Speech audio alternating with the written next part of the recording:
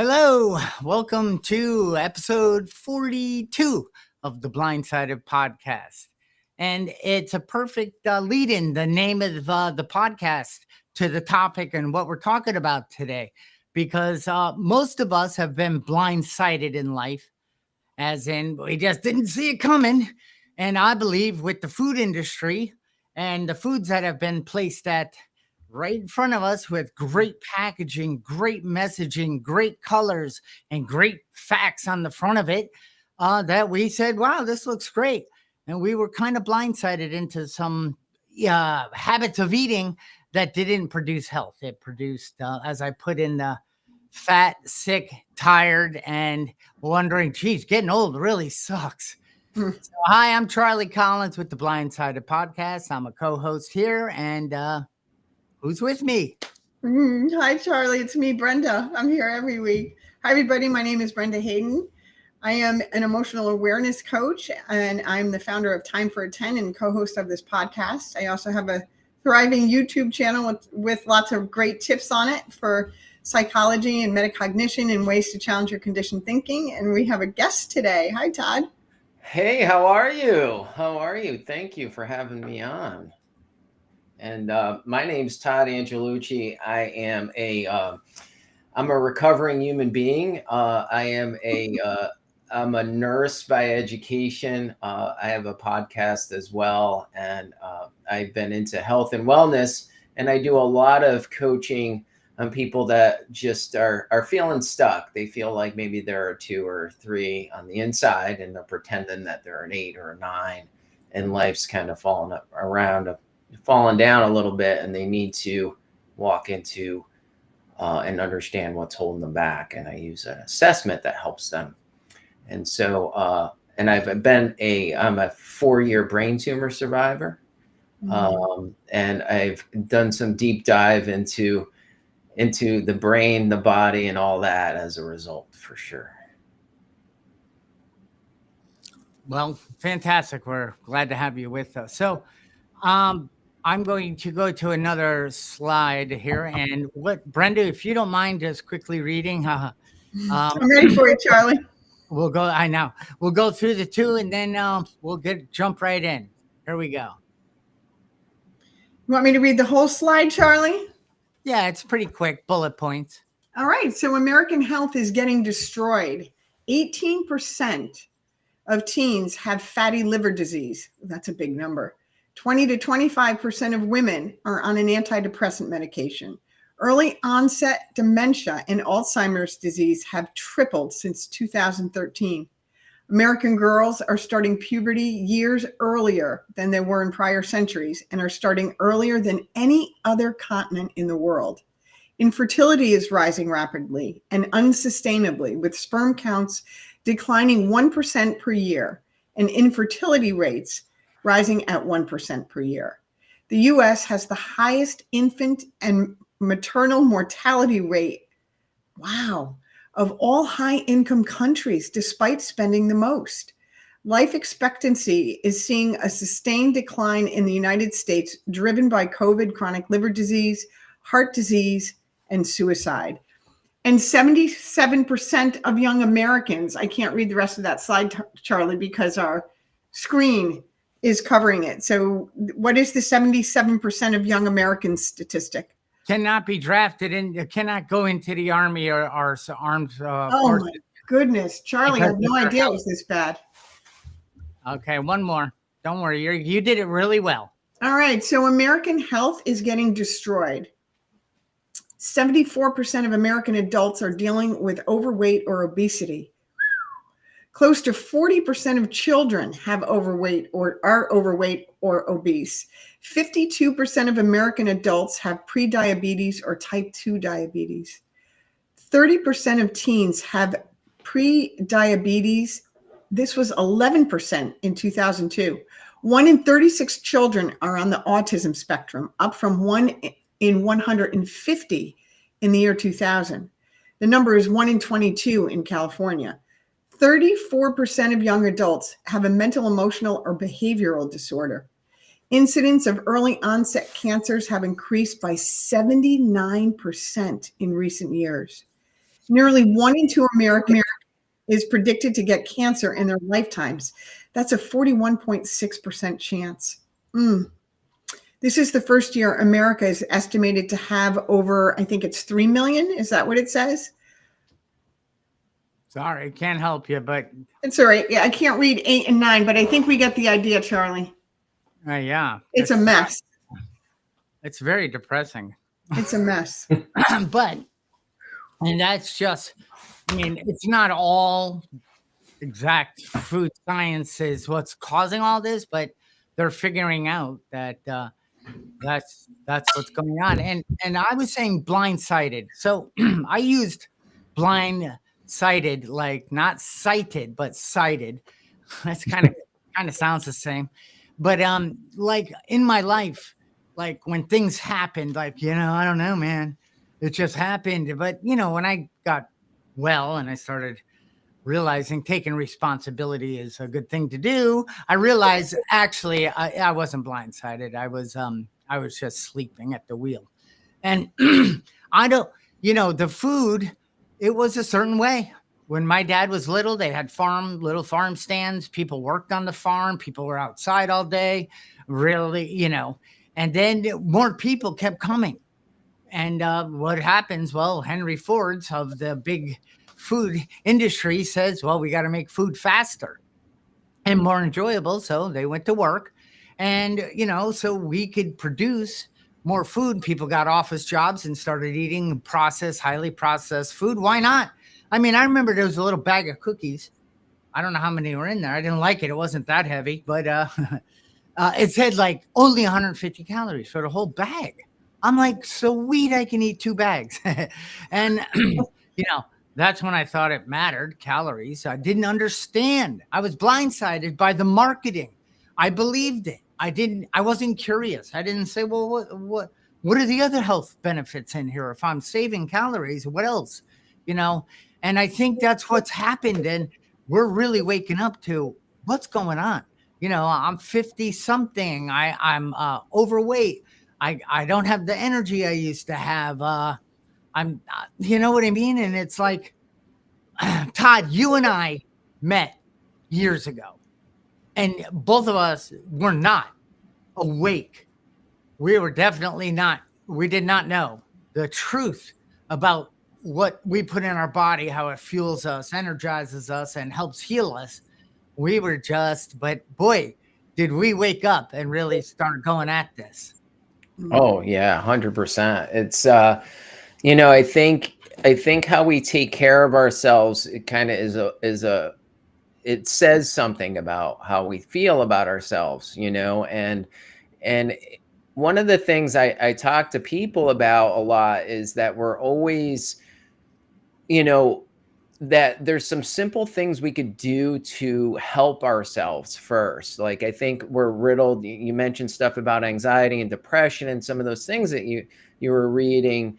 And the things about that is, if we could just help our diet a little bit, like there's a percentage of that depression and anxiety that can get reduced because our brains are inflamed.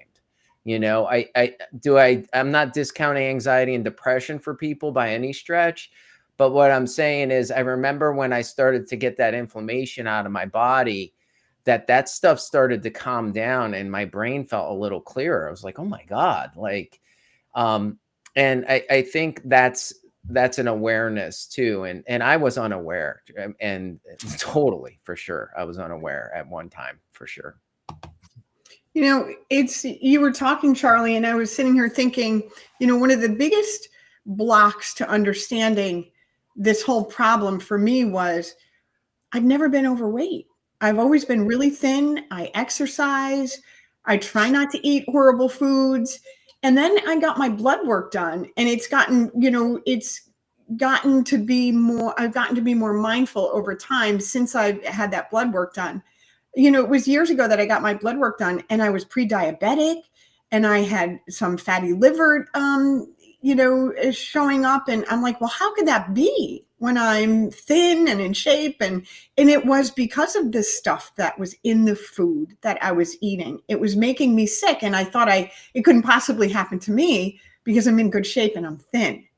And I wonder how many people just think because they're not overweight or because they're athletic and they exercise and they go to the gym and they feel pretty good on a regular basis, that they're not even aware of the toxicity that's in their body that is just building up over time. Yeah, our bodies are amazing, and it'll constantly, every time, it'll go to work trying to clean it. But eventually it says, all right, enough already. Now you're going to start feeling some, gout and pains throughout the body and back issues and posture issues. And I can't sleep that well. And the thing is that we're then told that's normal. We're not telling you it's our food that's doing it to you. You're just getting older. So we have stuff for that too. It's called Snicker bars and Red Bulls and Monsters and extra coffees and, certain pills. And don't worry, we got your back. We'll help guide you right into that little box. You know what I want to throw into this mix too, Charlie, since we're going to have this in-depth conversation today on food and your body, is that, there's no money in cures. Our healthcare system is not designed to make us better. It's not designed that way. It's designed to treat the symptomology and keep us sick. There's money in that. There's no money in being well. They're totally, I've been researching this more recently, and a lot has really hit the public eye, especially in result of, the political landscape. And I think there's been a lot, like I've listened to some work by Callie and Casey Means, and they presented to the government a lot of what's going on in our country that's leaving us sick. The tobacco companies had all these restrictions, and then they dumped all this false narrative into our food system and our food pyramid. And it's really interesting, not that I'm a huge Lucky Charms eater now, but when I was a kid, I sure did. But if you pull a box of Lucky Charms that's produced here in America and you compare it with Canada, they have like 10 ingredients there. Ours, we have like 40. And it was really interesting to start to learn that how easy it is for the system and these companies to bypass some of the regulations here in the country. And, I've changed my mindset a little bit in the last year after starting to hear this. It's like, I never want to have this victim mindset by any stretch. But there are some of these things that we feel is not our fault, right? Like there's plastics and all this stuff. And I was never really that much of a buyer into it until I just started seeing, because I work in healthcare, and I'm amazed at the amount of people I see at a younger age. I'm talking 40s, even 30s, but 40s and 50s.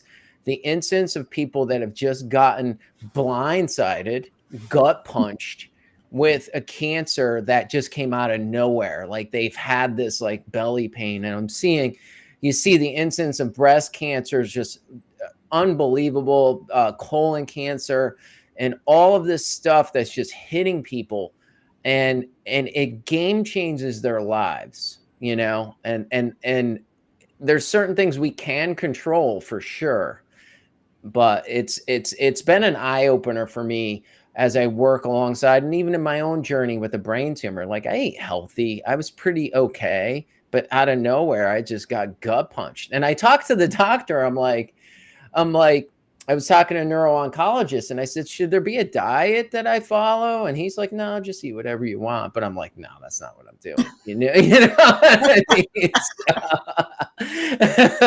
Doctors are the last people to ask about nutrition advice.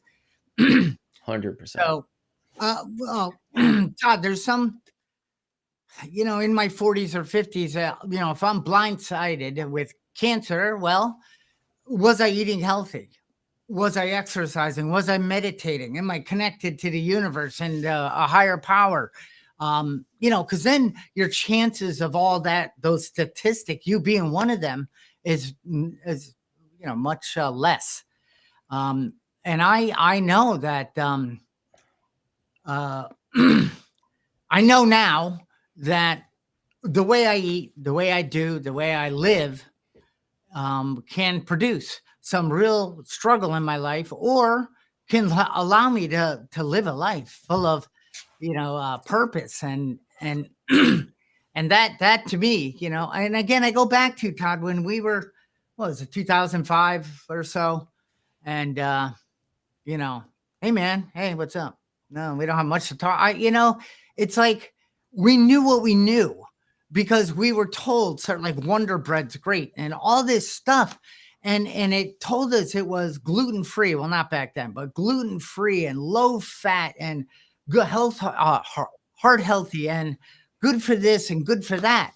And because the lobbyists, and there's so much money involved, they can get their way and put that stuff on there. But I believed it, and until we said, wait a minute, this podcast, this platform is about metacognition. It's like, why am I thinking this? Why am I doing this? Is it serving me? And is it serving others? And it's like, I just started getting more and more curious. And we often talk about that app, Yucca, that you can scan a barcode and it says, if you eat this, you could either eat this or go out to your garage and drink some motor oil. It's your choice. It doesn't say that, but food, highly processed food has as much nutrient value as motor oil at times. And we eat it because it's yummy. Yeah. It's let me say good morning, and then I want to comment on that. So I want to say good morning to Carrie and Cassidy and Trish. These guys are our regulars, so I want to give them a shout out. Carrie's reminding you, Charlie, that when you guys were little, the person next door worked for Hostess. And and Trish is saying Hostess equals illness and death. Remember Hostess? The Twinkies that never go bad? Like you can bring them, sit them on a counter. The nice thing about the Yucca app is not only will it tell you the hazardous, meaning likely cancer causing, ADHD causing, diabetes causing, not only will it tell you what the chemicals are in it, but it will give you links to the scientific papers, the studies behind it. And I was shocked when I started using that app with the amount of chemicals that were in our food. Like you talked about Wonder Bread, they call it enriched flour. They strip the nutrients out of the flour, right? And how do they do that? With a chemical, I'm assuming. I don't know for a fact, but I'm assuming it's with a chemical. That can't possibly be good for us. And the other thing that infuriates me, I think it was Cowspiracy, or Netflix has some really good documentaries on food and how bad it is for you and all the lies that we've been told about food. But the World Health Organization some time ago categorized ground beef, right? Processed ground beef as carcinogenic. It's as carcinogenic as cigarettes, right? But that's what they're serving in Happy Meals. That's the beef that's being sent to all these fast food restaurants that kids who don't have a choice are eating.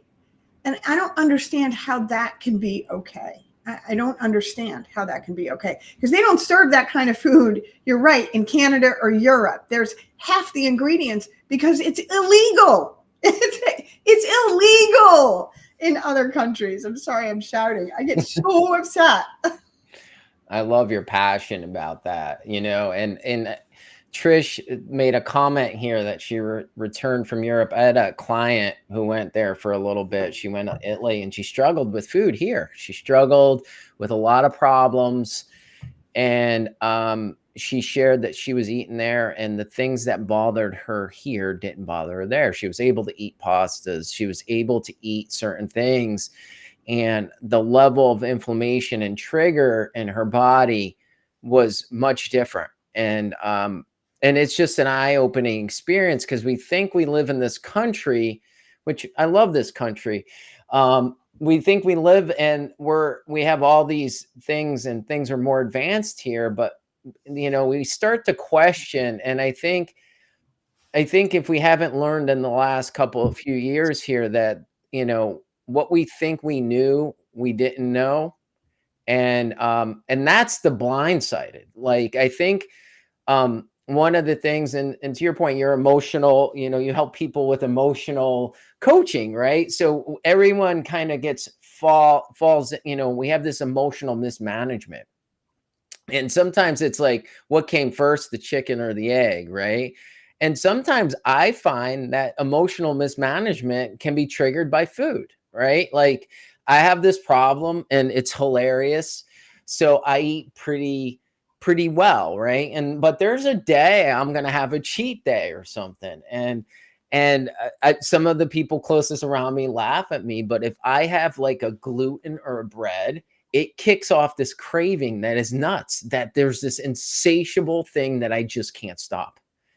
And it's like nuts. And I'm like, oh my God, like I'm running to the store to get more bread. Like it's that insane. But I could feel it in my body. And I don't call it like, hey, I got this gluten allergy. I got a gluten sensitivity. And it starts to cause, I get rashes, my skin's a darn mess. But the insanity is like, hey, I'm going to try this again, maybe in a few weeks. Right. But, I think what the problem is there's a confused mind does nothing.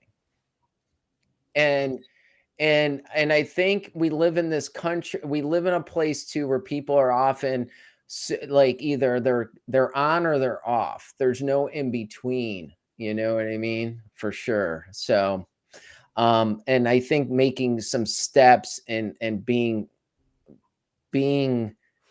I'm going to use the term, just being compassionate with yourself and being curious and open to learning, leads to some small changes for people, for sure. Yeah. I think there might be gluten in alcohol, because I had that same issue with that. Me too, my friend. It's funny how I'm like, I think I want more. No. Let me have some bread too. Yeah. And I think they named Wonder Bread because they were in the exec room and they're like, let's put this out to the market because we kind of wonder what it might do to people. Again,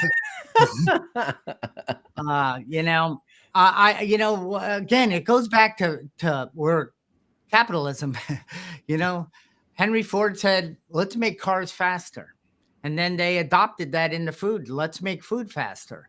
Let's cut out and we'll just make it in a lab and we'll test it on people. They have scientists testing everything and they monitor the brain. And when it lights up like a Christmas tree and it, triggers the addiction area and okay, that's good. Do more of that. Why do you think Lay's says you can't eat just one? No sugar. Well, actually, there is sugar in that.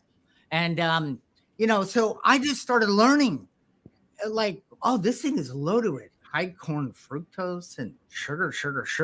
There's like 62 or 142 different names for sugar. They keep creating new ones. And then it gets caught.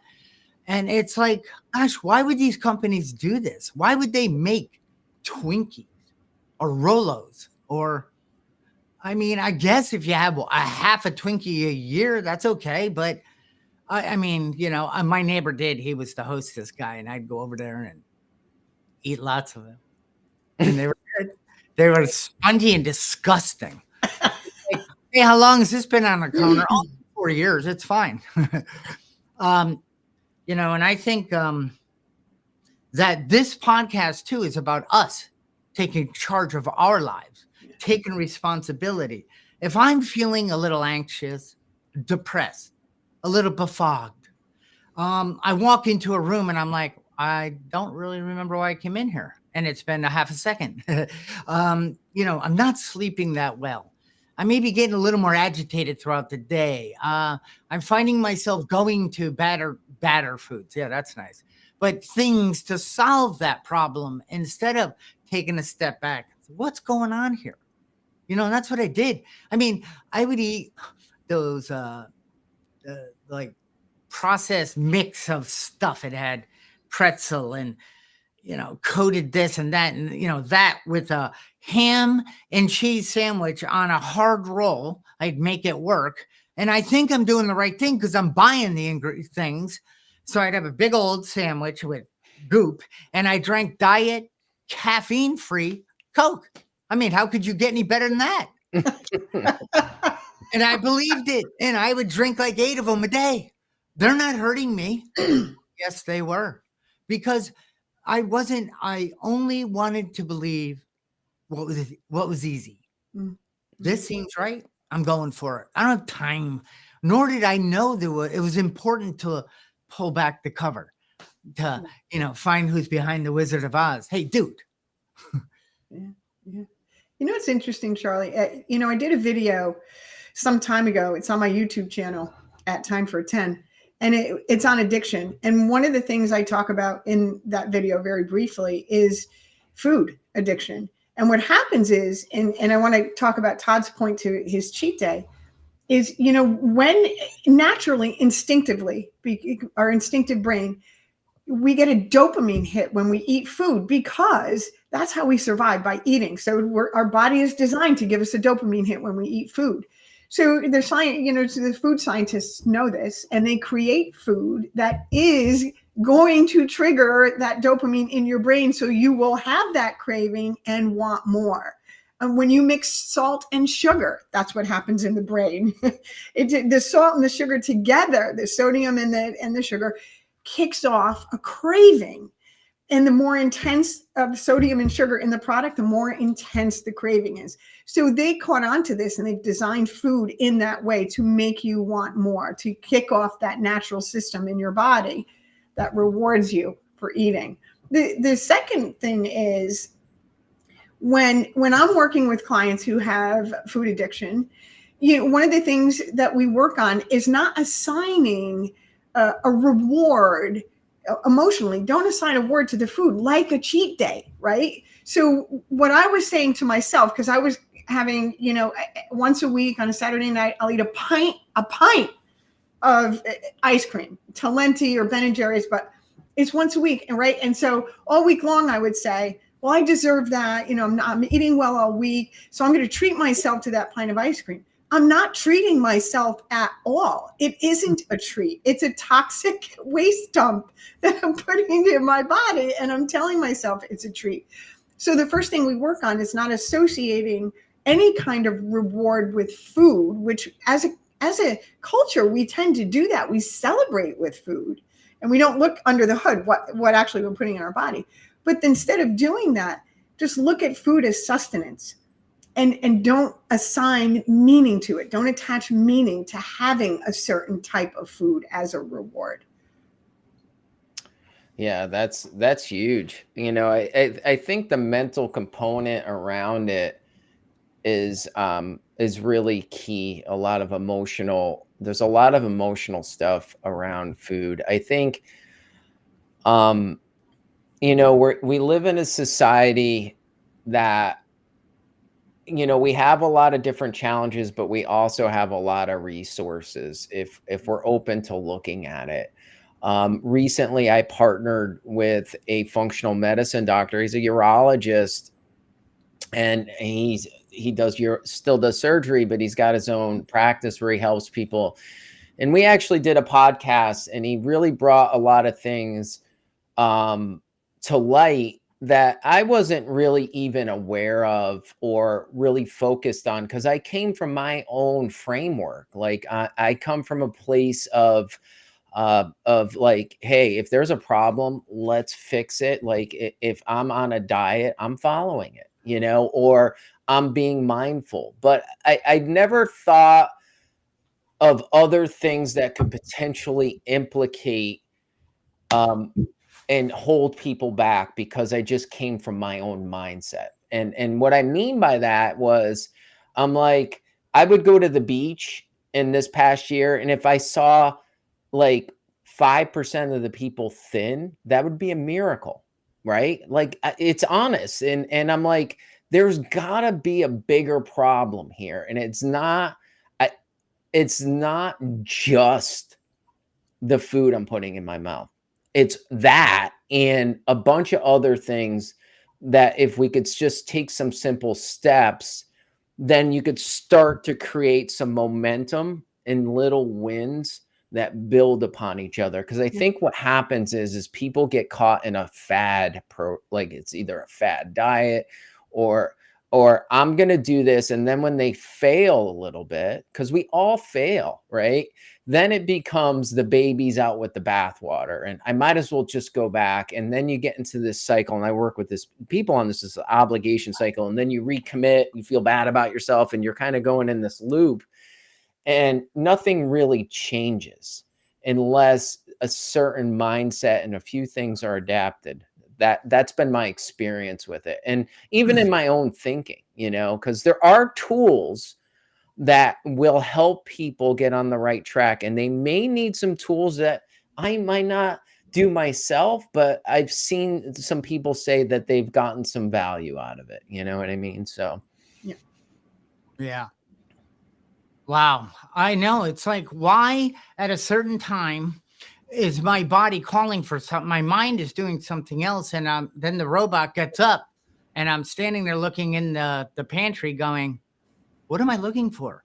And then I might say, well, let me just hang out here because it'll find me. And, that's so disconnected. It's like my body was calling for something. Hey, I need a little sugar.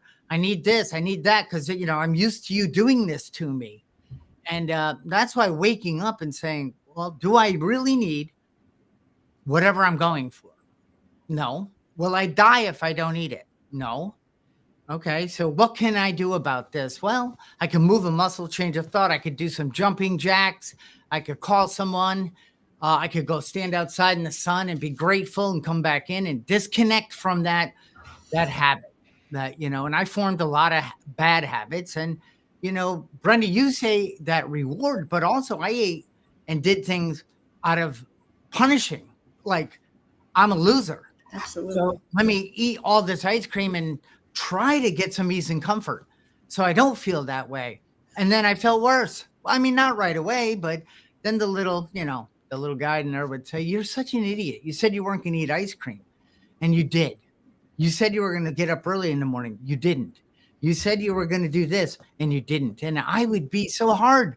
And it's like, how could I stick to that when I wasn't eating well? I wasn't I wasn't open to ideas. I was doing it my way and expecting, like you just said, Todd, I wanted to change, but I wasn't going to hire a coach because he might tell me something, hard. Yeah. You talk about something important here, Charlie, and this blew my mind. So I take the train a lot, right? Because I go to school in the city, and on every stop, there's a billboard, right, that says feed the feeling. And it's an advertisement for pink sea salt popcorn. And I'm like, I cannot believe that there is actually advertising that is promoting feeding the feeling, because it's just what you're talking about. And guilty as charged myself. And I do those things today. I question, like, why am I eating this? Am I trying to self-soothe in some way? Right. And if I am, what am I trying to self-soothe? What is the discomfort that I'm trying to get rid of by putting the sugar in my body? But we've gotten very used to, as a society, of feeding the feeling. Yeah, 100%. That is 100%. We feed. And I think what happens is we're in this overstimulated world. And I think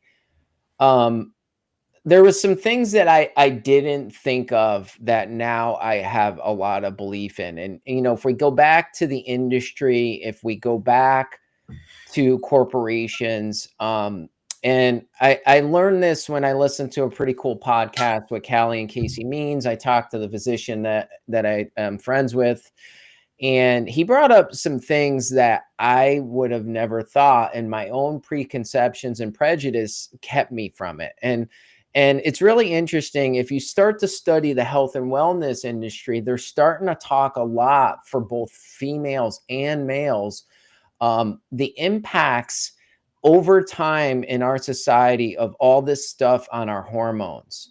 And, here's another duped thing that we thought, right? So there was a lot of issues with women taking, hormone replacement therapy, right? Because they said it caused cancer. And now the data, they're coming out that data was really flawed. It was really flawed data. And now there's some physicians that are stepping out and above to really help them. And the thing too with males, even at the young age of 30, if you're into 40, looking at your testosterone, but also looking at free testosterone and some other important markers.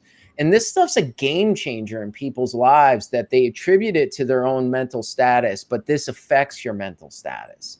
And sometimes just little tools to help us, because don't forget, all of this hormones that are pumped into our food, they're talking about plastics in our environment. These are all huge hormone disruptors. And we could go sidebar on a total thing. And this physician brought this up to me and I never thought of it this way. Like, look at the males. We have what we call beta males now. Is this a result of them having decreased hormones as they're growing up? And there's a lot talking about, what they've done with puberty blockers, all this stuff. Young girls now are hitting puberty earlier, and all of this stuff that we don't think about is part of our pillars of health that we need to look for. We need to look at the basics. What are we eating? Are you staying away from bags and barcodes? You know what I mean?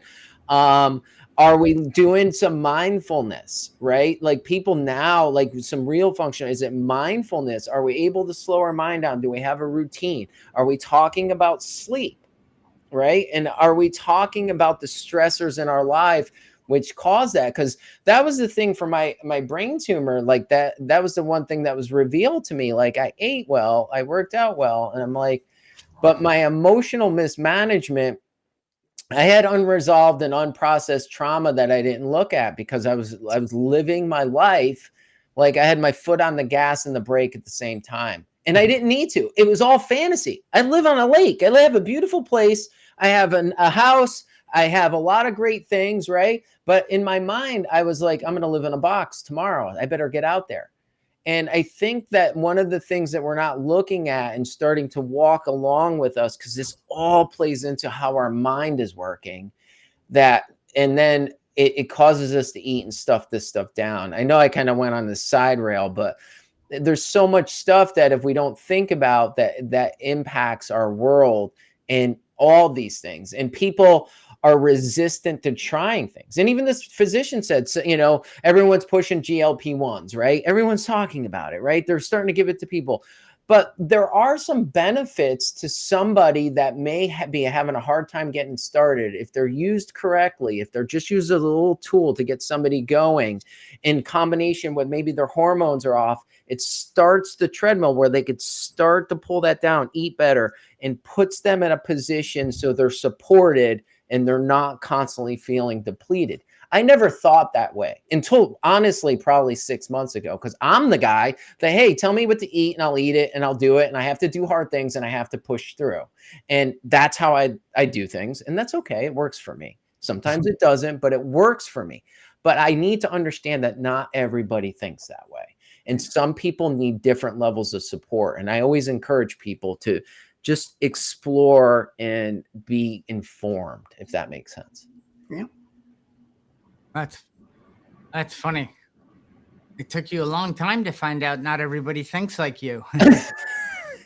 Only 6 months ago, man. I'm only kidding. It's just in that area. Because I remember thinking, when somebody's like, dude, people don't process and come up with and think the way you think. And I'm like, well, what's wrong with them? I mean, I really was that blind.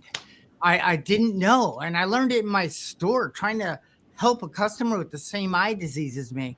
Here is what you need, period. And she's saying, no, this doesn't work. I'm like, what is wrong with you, lady?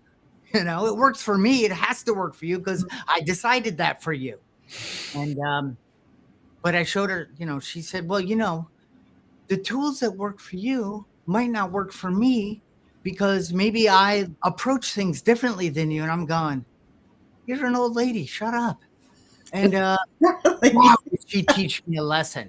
It isn't, it's, I can, then I said, oh, okay, well, here's some other things. And she found things that helped her. And it's like that with everything. It's like my way or the highway is not the best program of action to talk down to people.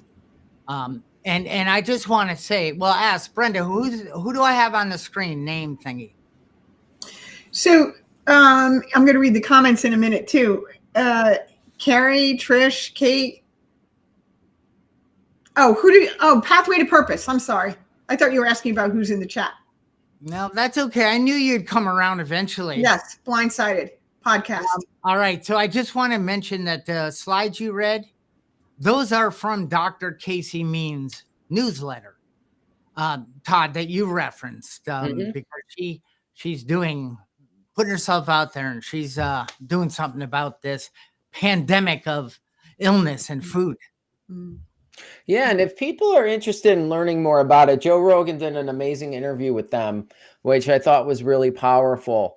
And you could always look it up under the Joe Rogan show. He definitely had the conversation there was great.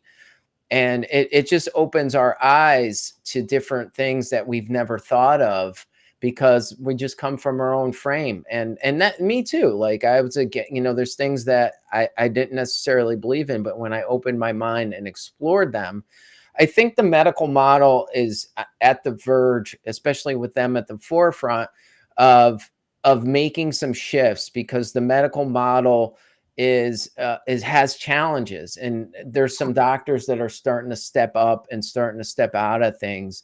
And it's important to do your own research.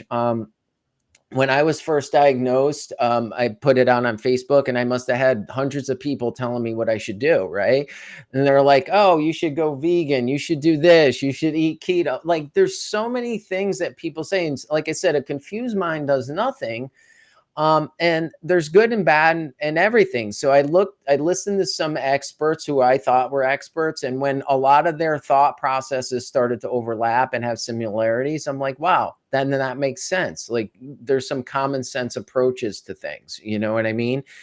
And, I share what works for me, but what doesn't work for me may not, what works for me may not work for somebody else. But I think the step in making small shifts and starting to celebrate the wins, and even the little shift, like, if you eat a bad carb in the morning, it doesn't mean you need to eat a bad carb in the afternoon. You made a better choice. And to be curious and open.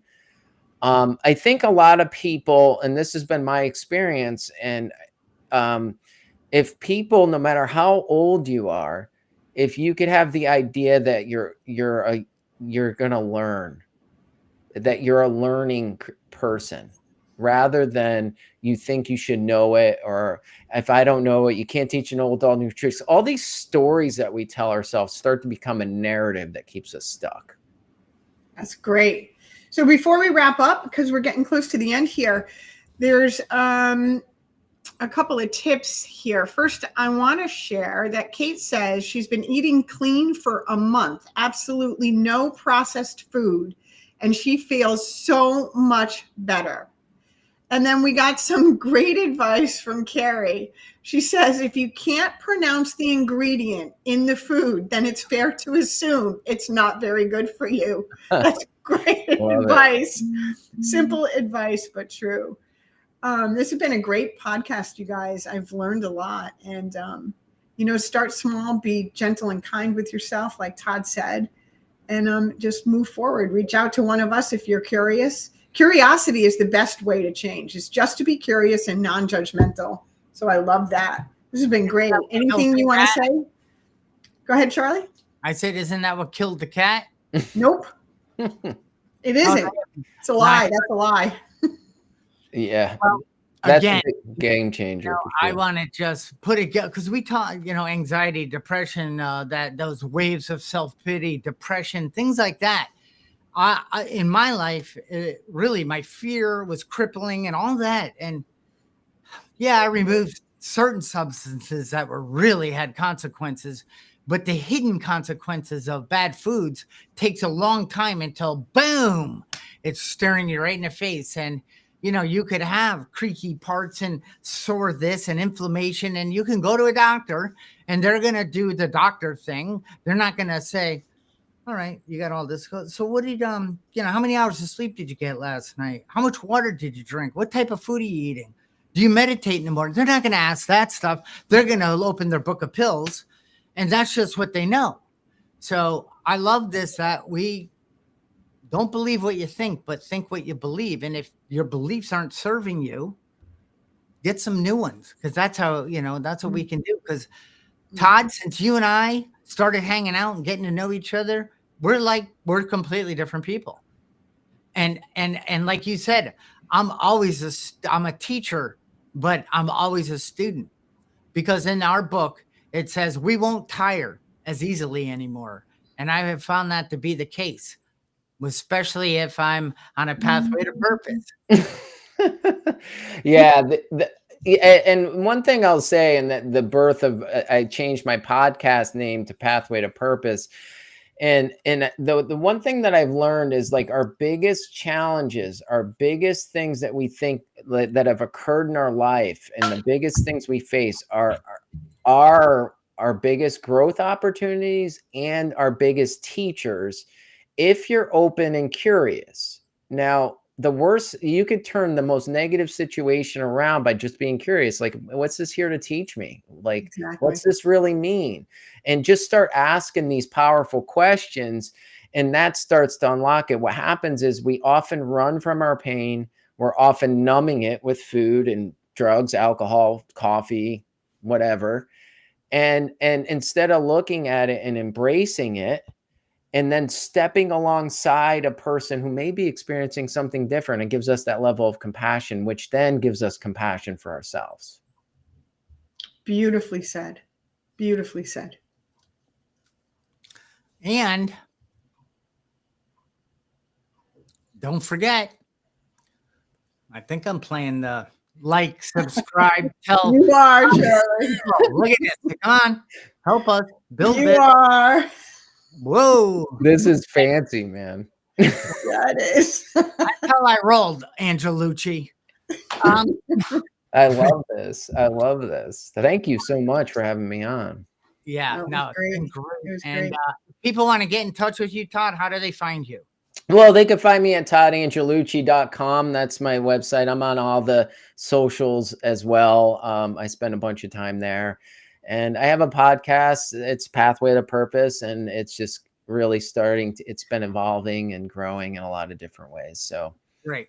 Yeah. Thank you. And of course, Time for 10 and Blindsided Productions is where you would find me, or next Saturday. Is that? Yeah, we'll be here.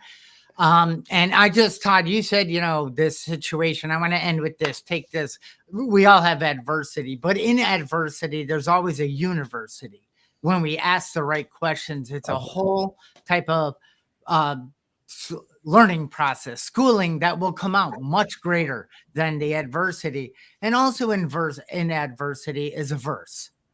If you ask the right questions, the power will bring you to a solution, as long as you're not eating a Twinkie. And don't hate yourself after you eat it either. No. That's a waste of time. That to is do that a to waste yourself. of time. Hate the people that created it. Don't All feed your feelings. Don't feed your feelings. All right. I won't. Darn it. I was going to go have some yummy food. No, I'm just kidding. See you guys. Thank you kindly.